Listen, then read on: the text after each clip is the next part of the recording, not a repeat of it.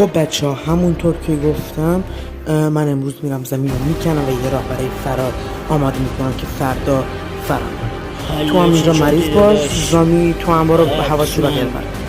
خوبه دیگه، باید بکنم. اگه همینجور ادامه بدم به محاسباتم باید برسم سریع خودش. آره رسیدم، بالاخره تونستم بیام بیرون از محیط مدرسه خودش. امروز فرار میکنم. عالیه. الان باید برم داخل اتاق خانم الی و یه دونه قایق بردارم. باید سریع بدوم، سریع یه اتفاق میفته. واقعا میتونیم از این مدرسه کوفتی خلاص بشیم. آره سلام به همه دروش. سلام خوبه رسیدم به خانم الی. هنوزم اونجا نیست خوشبختانه خانم الی.